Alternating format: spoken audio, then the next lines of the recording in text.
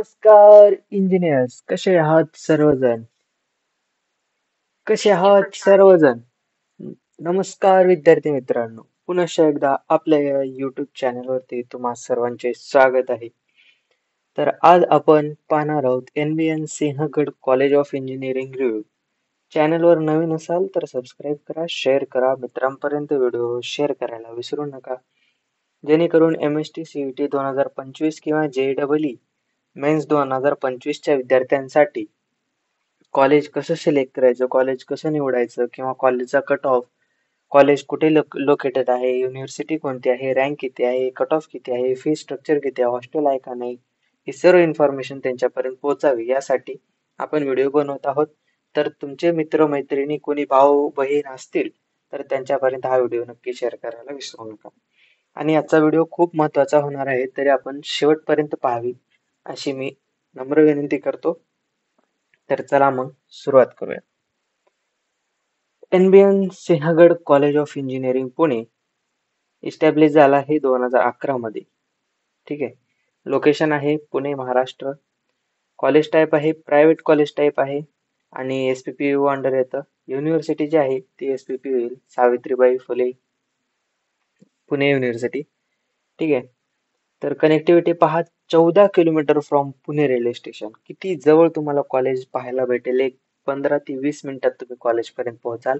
आणि 23 kilometre from Pune international airport. Pune international airport पासून पण खूप जवळ कॉलेज तुम्हाला पाहायला भेटेल.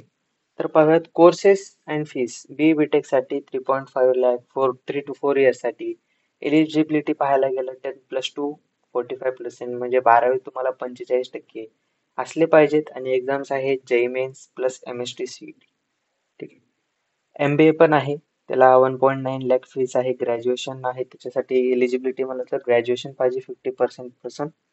आणि MEH CET त्याची जी असते MBA ची ती तुम्ही क्लिअर असावी.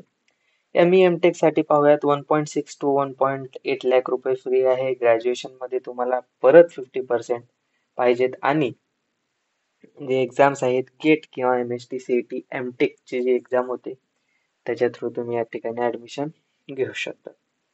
तर इन्फ्रास्ट्रक्चर आणि फॅसिलिटीज जर पाहायला गेल्या कॉलेजमध्ये तर खूप छान छान आहेत. ते तुम्हाला मी एक्सप्लेन करण्याचा प्रयत्न करेन. लायब्ररी पहा, लायब्ररी आहे. लायब्ररीमध्ये बुक्स पहा, 46,500 बुक्स आहेत with 12,000 titles of various book. म्हणजे तुम्हाला वेगवेगळ्या प्रकारचे पुस्तकं येथे पाहायला भेटतात. आणि 5,000 रेफरन्स बुक आहेत तुमचे, जे की तुमच्या सिलेबसच्या रिलेटेड नुसार रेफरन्स बुक आहेत. 207 नॅशनल आणि इंटरनॅशनल जर्नल्स आहेत. आणि लायब्ररी पोझेसेस आहेत 1300 CDs ॲज ऑफलाईन डाटाबेस. ठीक आहे. तर हे सर्व तुम्हाला पाहायला भेटते. आणि मेन म्हणजे library open for 24 hours on all days in a year. हे खूप महत्वाचं आहे. प्रत्येक लायब्ररीमध्ये असं नसतं. आणि सिटिंग कॅपॅसिटी पण पाहू शकतात, 3,500 ची सिटिंग कॅपॅसिटी जी तुम्हाला त्या ठिकाणी पाहायला भेटते. हॉस्टेल बॉईज साठी सुद्धा आहे, गर्ल्स साठी सुद्धा आहे. हॉस्टेलमध्ये काय काय आहेत, फुल्ली फर्निश्ड TV रूम्स आहेत, सिक्युअर्ड वायफाय आहे, डायनिंग हॉल आहे, सफिशियंट नंबर ऑफ टॉयलेट आहेत आणि फर्निचर आणि रेसिडेन्सी. तर तुम्हाला सेपरेट सेपरेट बॉईज आणि गर्ल्स हॉस्टेल दोन्ही पण पाहायला भेटेल. आणि स्पोर्ट्स कॉम्प्लेक्स पण आहे, ज्याच्यामध्ये तुम्हाला अवेलेबल भेटतं बास्केटबॉल, क्रिकेट ग्राउंड, स्विमिंग पूल. वा, स्विमिंग पूल पण आहे बघा कॉलेजला, टेनिस कोर्ट. ठीक आहे. आणि लॅब्स जे आहेत ते तुम्हाला पाहू शकता, तिथं लॅब्स वेगवेगळ्या प्रकारचे विविध लॅब्स तुम्हाला या ठिकाणी पाहायला भेटतील. कॅफेटेरिया आहे, ऑब्विसली कॉलेज आहे म्हटल्यावर कॅफेटेरिया राहणारच. इंजिनिअरिंग कॉलेज त्यातलं त्यात म्हणलं तर विषय तर संपला समजा. आणि नेक्स्ट म्हणजे पाहू शकता तुम्ही hospital, medical facilities, wifi campus, shuttle service, auditorium आणि कन्व्हिन्स स्टोअर.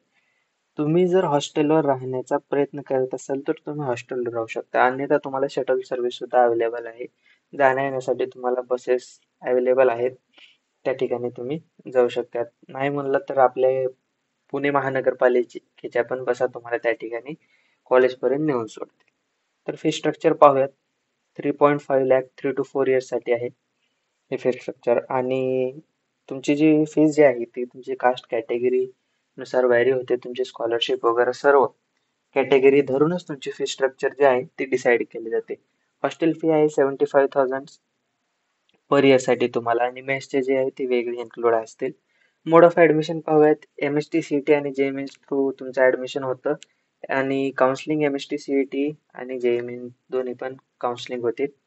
प्लस तुम्हाला मॅनेजमेंटचे काही कोटा या ठिकाणी पाहायला भेटतील. मॅनेजमेंटच्या कोटा थ्रू सुद्धा तुम्ही ऍडमिशन घेऊ शकतात. आणि तुमच्या माहितीसाठी जे विद्यार्थी एमएसटी सीईटी देत आहेत त्यांच्यासाठी चॅप्टर वाईज वेटेजचा जो व्हिडिओ आहे तो आपण ग्रुपवरती अपलोड केलेला आहे.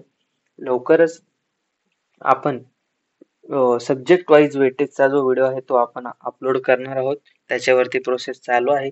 वेगवेगळ्या टीचिंग स्टाफ कडून वेगवेगळे इम्पॉर्टंट टॉपिक जे आपण आहेत ते घेऊन त्याचे शॉर्टलिस्ट करून आपण तो व्हिडिओ अपलोड करणार आहोत. त्याच्यामुळे त्याला थोडासा वेळ लागेल. आणि तुम्ही जर एमएसटी सीईटीचे देणारे जर विद्यार्थी असाल तर तुमच्यासाठी एक गुड न्यूज आहे. आपण फ्री काउन्सिलिंग बॅच जे आहे ते स्टार्ट करणार आहोत. जे की तुमचे एमएसटी सीईटीची एक्झाम झाल्यानंतर रिझल्टच्या अगोदर. त्याच्यामध्ये तुम्हाला काय काय मिळेल?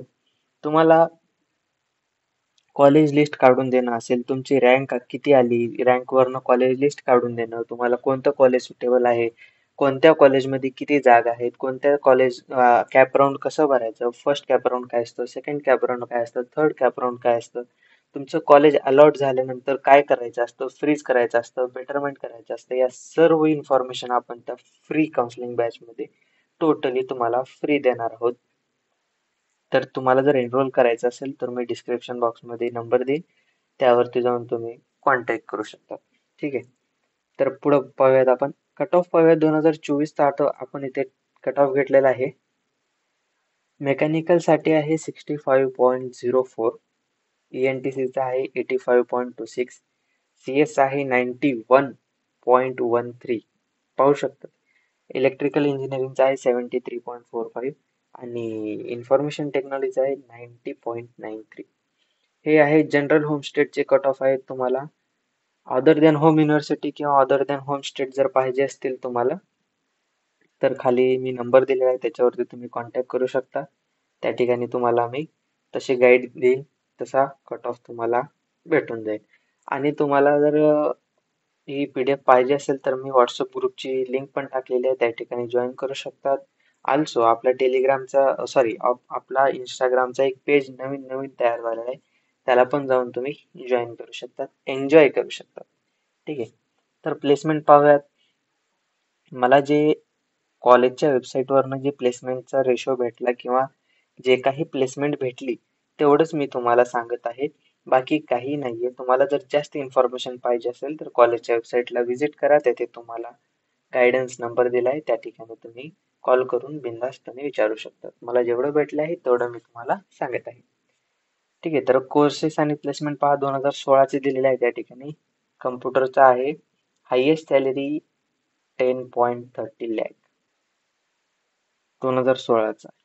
ऑब्विसली आतापर्यंत तो वाढला असेल, कारण प्लेसमेंट रेशो हा कधी पण वाढतच असतो, कमी नाही. जसे जसे इंडस्ट्री वगैरे वाढत गेली तसं तसं त्याचे प्लेसमेंट वाढतात. जसे जसे कंपनीचे रिक्रुटमेंट वाढत गेली, कंपनी जास्त व्हिजिट केला, जास्त स्टुडंट प्लेस होतात, त्याच्यामुळे जास्त पॅकेज लागण्याचे पण चान्सेस खूप जास्त असतात.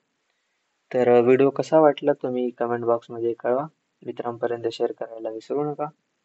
काही अडचण असेल तर तुम्ही व्हॉट्सअप करू शकता. आणि तुमचं कॉलेज कोणतं आहे किंवा तुम्हाला कोणत्या कॉलेजवरती रिव्ह्यू पाहिजे ते तुम्ही कमेंट बॉक्समध्ये कळवू शकता. धन्यवाद.